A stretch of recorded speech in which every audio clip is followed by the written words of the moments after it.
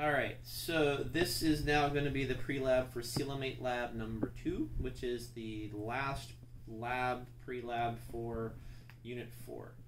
Then after this, we only have one more pre-lab, which would have been for the dissection of the dogfish, the shark, and the perch. All right, so at this point now, we are moving into arthropoda. Arthro means jointed, pod means legs, so these are creatures with jointed legs. Biggest massive group of life of animals on planet Earth. Again, Insecta, that class alone outnumbers everything on planet Earth on land.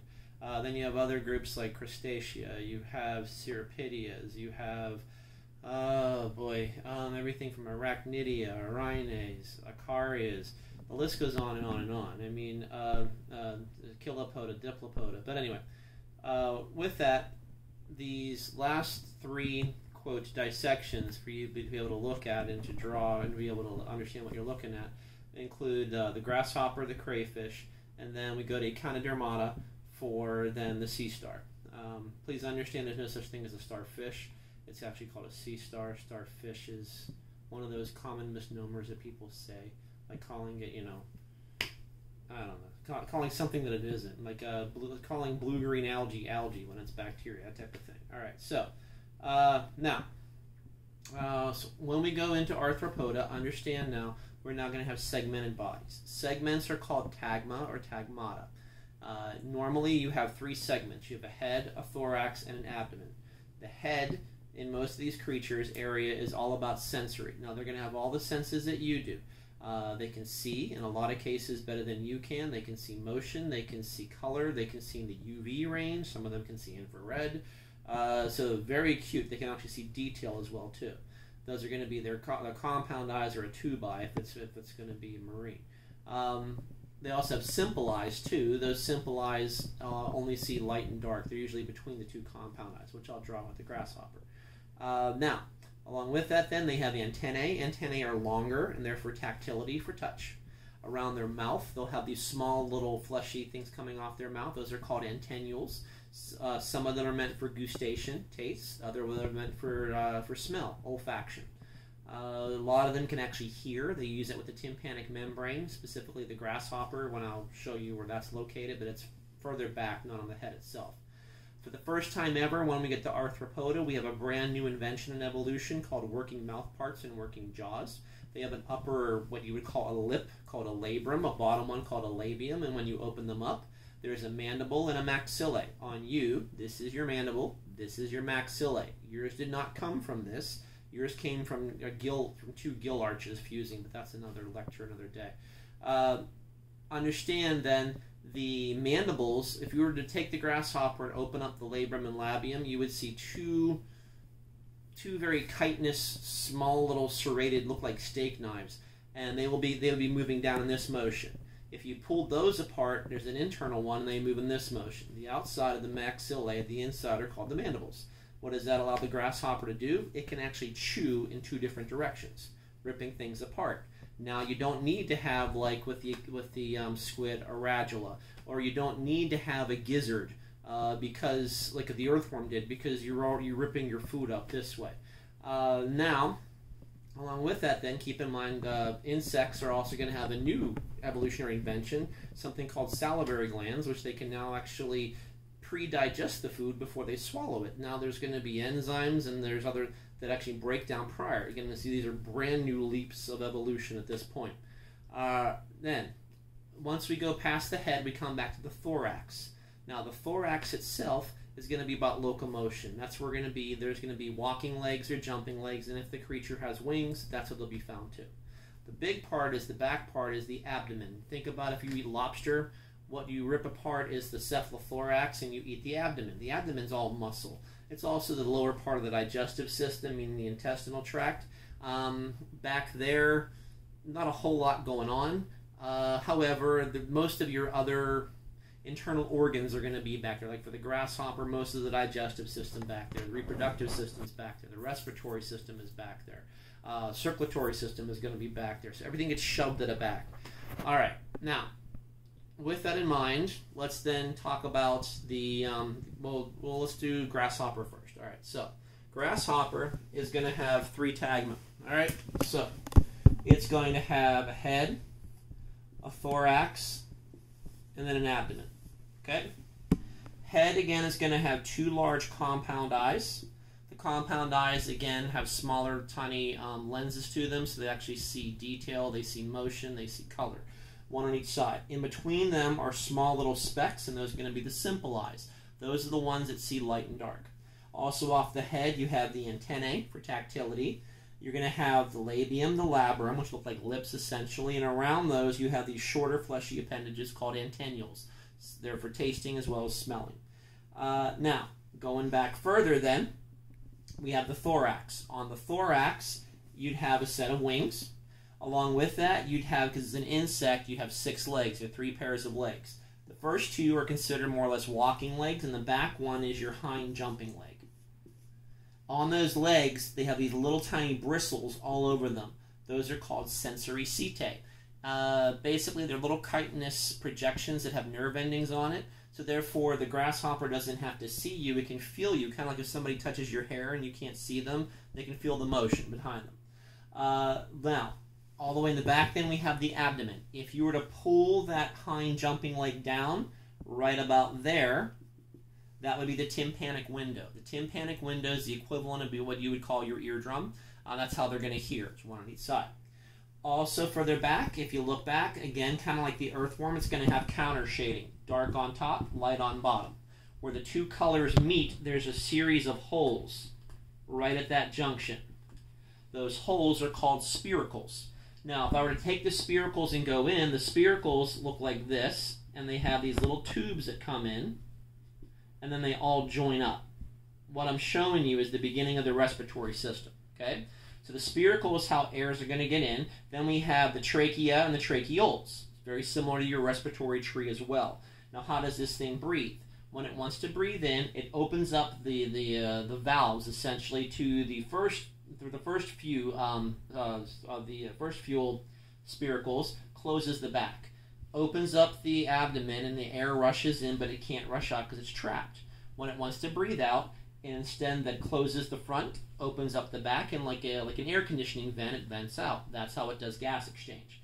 Also understand too that they have a much more developed brain than things at this point. You have to understand that their brain is the exact opposite according to how muscles work with you. You understand that whenever you don't stimulate your muscles, they're in a relaxed position. You have to send an action potential for them to actually contract, so they're already pre-relaxed. Insects, exact opposite. Their muscles are predestined or preordained to contract. Their brain is going to act as an inhibitory action to actually make them relax. It works the exact opposite way that yours does. Think if you ever saw a dead spider like on a windowsill. How does it look? Well, the legs are all pulled up. Right, because the brain is dead and therefore it contracts and therefore it makes that hugging itself position. All right. Now, along with this then, on the back, you can tell the male and the female grasshopper easily apart. If it comes to a point, that's a male. If whenever you come back, it kind of makes this crescent moon looking thing, that's the ovipositor. If it makes that, that's the female. Okay, so if it comes to a point, it's a boy. If it makes this crescent moon looking thing, like this kind of, that's going to be the ovipositor. That's where it's going to lay the eggs. All right, now, to go inside of the grasshopper, what I would have had you do is remove the legs off of one side and basically cut all along the abdomen behind the thorax and then down the abdomen on the other side. What you would then do is clear out all this area. When you do that, there's not a whole lot in a preserved grasshopper to look at because they're usually in prime breeding season or they're not in breeding season. If they're in prime breeding season, everything I want to show you here goes out the window because they're all about reproduction, especially the females. Now, if they're out of breeding season, then whenever they're preserved, basically their insides turn to what kind of looks like bad baby food. It just turns to mush is what it looks like. All the muscles just sort of disintegrate and get stringy, but you'll see these threads. Those are the muscles. You'll see lots of orange. Those are fat deposits that it would use for making egg, making sperm, doing whatever. All right, now, all I would like for you to do, but whenever you would do this, is be able to see the digestive tract and the primitive kidney excretory system. So, directly behind the head, you would see a pouch right here. That pouch, this one right here, That's the crop. Okay? Then that would open, pinch off, and make another pouch. That one there, that's the stomach. It would then come to a point and then run all the way back, and that's the intestines. Notice no gizzard. No gizzard because now I have jaws. I don't need a gizzard. I can chew my food up the other way. Now, between where the crop and the stomach meet, what you will see are kind of like these weird finger-like projections around it. Now, different resources call them different names. They can call it the gastric ceca. They can call it the digestive gland. Essentially, what you're looking at is, let's say we took your pancreas, let's take your liver, let's take other organs that you would use in digestion, mush it up into one organ, and that's kind of it. Okay? So it's basically an all-purpose digestive gland. That's not the one I want. The one I want you to really note is when the stomach and the intestines come together. There's these long finger-like tubes that reach forward and reach backward. That's called the Malpighian tubules. That's basically a hop, skip, and a jump away now to becoming what we can consider an early kidney. So it's an excretory organ. Okay, that's that for the grasshopper. So, oh, and also understand too, again, if it's a female, ovaries, if it's a male, there's testes. If this thing were a female and she had eggs, basically everything you see here would be gone. It'd be a little thin ribbon, and you'd see these long, what look like long white grain rice strands all throughout it. Maybe anywhere from 200, 250 eggs, like in the inside, and the creature is only this big. That's a lot. That's very prolific. All right. So much for the grasshopper. Let's move on then to a cousin of sorts, the crayfish. Now, crayfish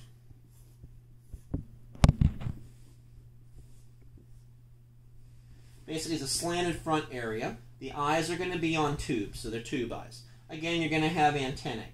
You're going to have antennules. Same thing we saw in the grasshopper. However, around where the mouth is, you'd have a series of little tiny arms that have little hooks on them. Those are called maxillipeds. Understand, these are like little hands that would hold in front of your mouth as you rip apart your food. Basically, it's like a bunch of little hands. Now, going further back then, you would then have the first major appendage, which would be the cheliped. The cheliped is the claw. So know the proper name of a claw is called a cheliped. Behind that then, you would then have 1, 2, 3, 4 pairs of walking legs. These are called decapoda, 10 legs. 5 on the left, 5 on the right. The chelipeds are considered the first pair of legs. All right, then going on back. So, sorry, this area here is the head and the thorax fused together. That is called the cephalothorax. This area back here is called the abdomen. Now, on the abdomen, again, think when you peel shrimp, when you eat lobster, that's what you're eating. That's that part back there. You usually don't eat this part out unless like you're eating crayfish and you suck the head out or whatever tickles your fancy. Now, going back here then, there's going to be a series of these small little appendages coming off the abdomen. Those are called swimmerets. Well, what do? They help it to swim. Usually, you go to a Publix and you see the lobster that are on death row. They're in that big tank, they have their chelipeds pinched off, their little noses pressed against the glass. Not a nose, it's actually called a rostrum, but that's something else. Anyway, but they're sitting there, and you see on their belly these little things flapping, like, oh, they're breathing. Those aren't the gills. Swimmerets, if you become startled, what you can do on the back, you have your hard armor. You have your hard carapace. When you become startled, you take your abdomen and you flex it underneath. And when you do that, you shove water forward, which then in turn shoves you back. And if something's dumb enough to come after you, what's it going to hit first? Your claws. So therefore, you're protecting yourself. You're protecting your soft underbelly. That's how you swim. However, when you're not threatened, these swimmerets will move lackadaisically back and forth. Why? Because they're often called gill bailers. The gills are found underneath the cephalothorax at the top of each leg. So literally there's a crack underneath this, and as these swimmerets move back and forth, they're bailing water onto the gills in the cephalothorax so it can breathe. Going all the way back then, the crayfish is going to have 2 little appendages in the back. Those are called uropods. They're again used for swimming, for steering. And then you're going to have one end piece right there, and that's called a telson. The telson is officially the tail. Okay? People often ask me, well, do crabs have tails? Yes, they do. Their tail clips up under their abdomen, and that's how you can tell a male from a female. Real simple. If that were a male crab, the telson flips up, and if you flip the crab over, it comes to a point. That's the ovipositor for the male. If you took your fingers, you can literally pull that back and it will snap back up. But that makes it a male. The female is usually broader and it's not pointed. Why? Because her telson, when it flips down, that's where she's going to hold her eggs before they hatch and go on. Okay? You ever watch things like Deadliest Catch or whatever when they're picking crabs? If they see what looks like mud on the bottom of it, that's not mud. Those are eggs. She goes back immediately. If it has a point, dead. If he's the right size, throw him in the hole. He's gone. All right. Now, so that covers all the outside of the crayfish. Now, again, same thing for the dissection of this. You would remove the walking legs from one side and the cheliped from on the other side. Nothing really going on back in the abdomen that I need you to really see. But as I said, if you pulled off the walking legs, there'd be 1, 2, 3, 4 feathery things atop of each leg. Those are the gills, the tenidia, for breathing. What you would then see would be a large mass right here. This large mass would be the gonad. If it's an orangey color, like I said in the previous one, that's going to be fat, that's a female. If it's white and creamy, those are going to be testes, that's a male. Now, above that then, there will be a pouch right here. It'll pinch off with a white line, and then I'll make another pouch, and then it will actually drip off and go all the way down. Crayfish has 2 stomachs, okay? This first one here is called the cardiac stomach. Basically, it's a holding vessel. The second one is called the pyloric stomach, meaning the true stomach. So you have the first one's the cardiac, the second pouch is going to be the pyloric one, the true one. And again, it's marked by a very bright white line between them. Now, the last thing I would have you look at from this position is right where the cephalothorax and the abdomen meet, there will be this little muscular tube right there. That's the heart. People see the heart of a crayfish, they're always like, oh, because they think, you know, their heart. No, it's just a little tiny tube. It's a crayfish, for God's sakes. Come on. What I would then have you do is take all this, rip it out. Take the head and flip it around towards you. So now you're looking at the back of the head. So I'm like looking from this direction, back of the head. What I'd want you to see is the brain and what are called the green glands. Now, in the back of the head, if you looked at it from this direction, from posterior to anterior, you would see this little bright white knot of tissue. It looks like a bunch of threads. That's the brain. What you would then see coming off of it would be 2 bright white lines that would come off and run all the way back. Like the earthworm, those are the ventral nerve cords. This one has two ventral nerve cords. Now, when the creature's alive, there's going to be a little hockey puck shaped disc on this side and a hockey puck shaped disc on that side. Those are the equivalent of the Malpighian tubules, the primitive kidney for the crayfish. When the creature's alive, they're green, hence why they're called green glands. If you do the dissection, they're kind of a shade of gray because, again, a preservative. How can you tell where they are? Whenever you find the tube eyes, they're actually right below the tube eyes inside the carapace. So understand that means when the crayfish urinates, it urinates on its face. People are like, that's stupid. No. How's the crayfish going to walk? Forward or backward normally? Backward. Why? Because you have these huge chelipeds in front of you, like dragging you down, so you always move backward. So when you urinate and you walk away from it. Make sense? All right. Let's see. Anything else I wanted to mention? I think that's it. All right. So now we come to the last dissection for this coelimate 2 lab, which would be then the sea star. Now, sea stars are going to be in the last group of coelomates before we go into the last unit, which would be then chordata and then eventually, us, vertebrata. So, Echinodermata is a hop, skip, and jumping away to, the big guys, meaning our group. Why? Number one, they have an internal skeleton. If you were to take the sea star's arm and cut it, you'd feel a crunch. And when you look in the skin, you'd see all these little dermal plates. That's the beginning of an endoskeleton. That's where your skeleton is coming from, evolutionarily speaking. Well, indirectly. Anyway, so along with that too, when we did your homework, when things develop, animals develop, you have 2 major groups, protostome and deuterostome. Protostome means that when the embryo starts to form, you ask a question, does this thing develop mouth first or anus first? Well, the more primitive way is mouth first, because I understand from your mouth to your anus is one long tube. One has to be formed first. Protostomes develop mouth first. That would be like a snail, a mollusk type of thing. Deuterostomes would be you. You developed anus first. Why is that also important too? You understand that whenever you were an embryo, through your first few divisions, you created what were called stem cells sitting on top of a yolk. Okay? Deuterostomes, when they do cleavage, they do radial cleavage, meaning that when the cells divide, they divide, subdivide, subdivide. They don't turn. Because they don't turn, they don't get a biochemical cascade which gives them cell fate. They remain stem cells until later on when they go through gastrulation and epibole. Now, for protostomes, when their cells divide and they turn. That's called spiral cleavage. That turning is crucial because at that time they're being told genetically what they're going to be derived or come from that point on. They're already given their fate.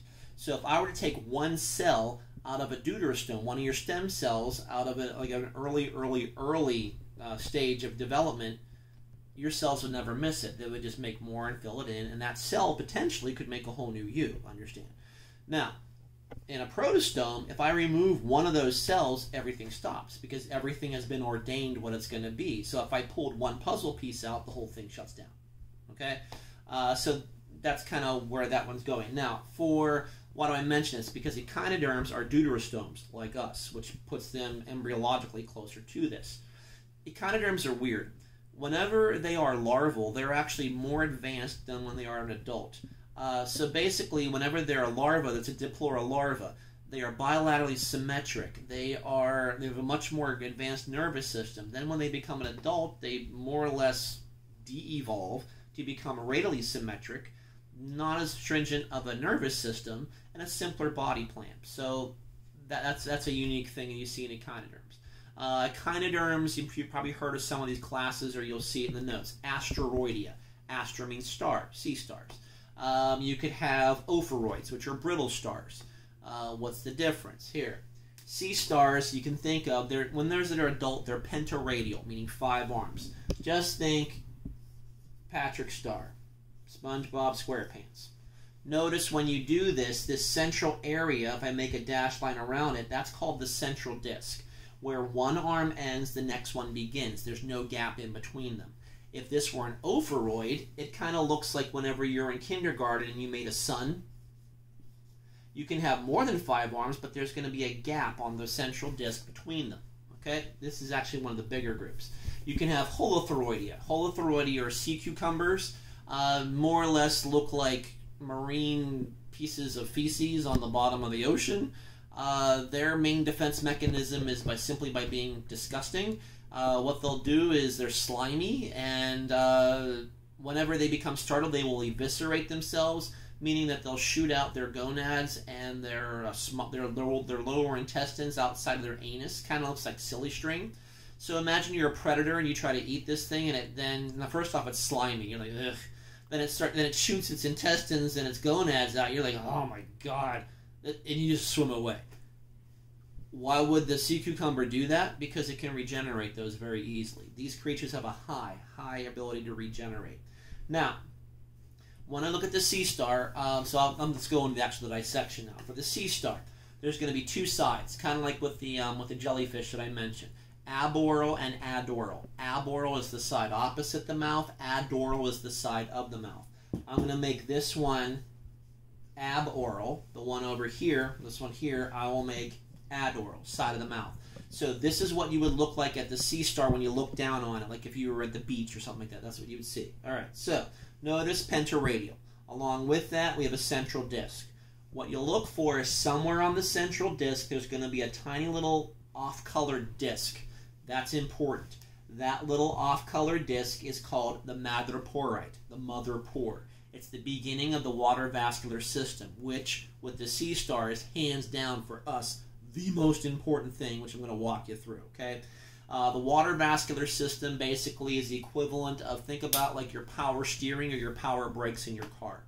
By putting a small pressure on the wheel or putting a small pressure on the brake, that fluid pressure augments that pressure down the line, so therefore your brake closes or the wheelbase turns. If you didn't have power brakes or power steering, you'd have to crank the wheel or shove your foot down for the thing to stop. these work the same way. So a small amount of water pressure can be amplified over a longer distance and create a bigger force. What do these things eat? They like bivalves. So if you're ever at the beach and you see a bivalve, a clam that's still together, but it's dead, you're like, what the hell happened there? It was a sea star offshore. So understand what they'll do is they'll take one arm, put it on one valve, another arm on the other valve, and they'll pry it open a crack. What they're then able to do is basically more or less shove their stomach out of their mouth into the shell, start to digest the clam inside the shell, and then go suck it all up and finish it out later. Basically, when you cut this thing open, it's all stomach. It's basically this hard dermis with these dermal plates in it, and then when you get inside, maybe some gonads, but it's stomach everywhere is what you see. So it's basically a walking stomach. All right, so the madreporite, though, is where water's going to come into this creature. On top of this creature, there's little tiny bumps all over the place. Those are going to be called pedicellariae. If you ever saw a live sea star in the wild, notice you don't see things growing on the upper surface of it. You don't see algae. You don't see anything on it. Well, how the hell does it clean the top of it off if you can't reach around and scrub its back? Because all around, there's also dermal gills on the surface as well too. But around them are small little pedicellariae, which are like little tiny snippers, like little tiny claws. And as anything falls on them, they basically chop it up, so therefore nothing can settle out on it and don't foul the top of the creature. Keeps it safe and clean. All right, now, if you take the sea star, flip it over, add oral. Wow, that's bad. Jeez. All right, good enough. If you flipped it over, smack dab in the middle, there's the mouth. Okay? Coming out from that, you would have what's called the ambulacral grooves coming out from these. That's where the tube feet are going to be. That's where water exits the creature. So water enters in from the top, the madreporite, water exits out of the bottom through the tube feet. The tube feet basically look like each one of them has a little ball on them, and then there's a little tiny tube that comes out. The tube has a little valve in it. If I want to make the sucker actually grab, I close the valve, put water pressure in, and like a plunger, it makes a suction. Whenever I want to let go, I open the valve, the water comes out, it relaxes, and I let go. And I coordinate that, and that's how I grab, pull, grab, pull. Okay? Now, so, let's see. Let's imagine now we took one of these arms and we cut it off like that. Looked at it from the side. When you looked at this from the side, it would look like this. Okay? I understand this big thing down the middle would be a white rod running down the middle. That right there is going to be called the radial canal, because that's where water is going to radiate out from this central disc to the arms. When you come to the inside, there'll be a bunch of these little tiny, what look like fish eggs, like row on the inside. Those are called ampullae. What was that? That's this right here. That's the ampullae. Each ampullae would then lead to a separate tube foot on the bottom of the ambulacral groove. Okay? Now, if this thing were in breeding season, this is how it would look. Well, on top of this, you'd have this light, fluffy material on top of it. Usually it's kind of a brown color to it. That would be the digestive gland, aka the stomach, which goes all the... Basically, the stomach in this creature would come all the way down each arm and basically fill it in, like Play-Doh in the middle. It's all stomach on the inside. If it's in breeding season, the gonads would be located underneath it. They'd be a distinctly different color and texture. This stuff up here looks kind of like a brown, greenish, fluffy material. Okay? All right. Now, what I would then have you do is I would have you cut off all the arms, because I want you to be able to see the water vascular system. All right? So, I'm going to take the madreporite, that's right there. What you would see then is when you cleared out all of this, the madreporite would come down to this area down here. This little thing right there, that is called the stone canal. It's not made of stone, but it's kind of tough to cut through, so they call it a stone canal. Now the madreporite was here. The madreporite has on it a sieve plate. Why do you have a sieve plate? Well, think. It's a water vascular system. You don't want dirt, sand clogging up the works. It'd be like having dirt in your brake line, or it doesn't work. So therefore, you have to sift out the particulate material so only water comes in and keeps the system keep going. Okay? So the madreporite has a sieve plate. This will then come down, and it will make a big ring. So that is called the ring canal. What does the ring canal do? it encircles the mouth. Okay? Now, from the ring canal, we then go to the radial canals. The radial canals are what radiate out to the 5 arms. That's that white thing right here that I was talking about earlier. Then from there, you go to the ampullae and then the tube feet. So the water vascular system goes like this. I expect you to be able to trace a drop of water from beginning to end. Madreporite to stone canal, to ring canal, to radial canal, to ampullae, to tube foot, out. That's how that works. Now, again, these things have a great deal of regeneration. Keep in mind, if you were to cut off that arm like that, you do understand it would grow back. That little piece is not going to grow a whole new sea star. If you wanted to make a new sea star, you'd have to make a cut like this. You'd have to cut the arm and get part of that central disc. If you cut like that, this would grow a new arm. This arm, that now is part of the central disc, would grow a whole new sea star. Thinking anything else I need to mention? These individuals here are often what's called a keystone species, meaning that their presence or absence in that ecosystem dictates how that ecosystem flows. If sea stars are lacking, what tends to happen is you get overgrowth of things like bivalves and everything else. Bivalves, you understand, reproduce like crazy, and when they settle out into any and every hard surface. Well, they have to have their numbers kept in check, otherwise you can't have other flora and fauna popping up in your marine ecosystem, so you need something to hold them back. That's the sea star's function. If the sea stars are removed, other populations boom, which then means your biodiversity drops off the map and your ecosystem starts to struggle. That's why it's called a keystone species. Another example of a keystone species, think of like a beaver. A beaver, you understand, makes a dam. Before that beaver does that, that's a free-floating body of water. The beaver making the dam, you understand, changes the flow of the river. He, by making the dam, has changed the dynamic. His presence or absence dictated how that ecosystem runs. And so therefore he's also called a keystone. Keystone species tend to be kind of like your apex predators. Humans were keystone species. Think of like a lion, tiger, cheetah, those all things. Alright, anything else for a sea star? I think that's it. If you have any questions, feel free to come in the chat room while I'm in class or to email me questions. The last pre-lab I'm going to do is going to be for the 5th unit, which should be covering the shark, as with the dogfish, as well as the perch. The shark pre-lab is a long one because I got a lot to cover, because there's a lot of additional information and notes which you have to take note of because you'll be liable for it on your last test. Alright, so I'll see you in the next pre-lab.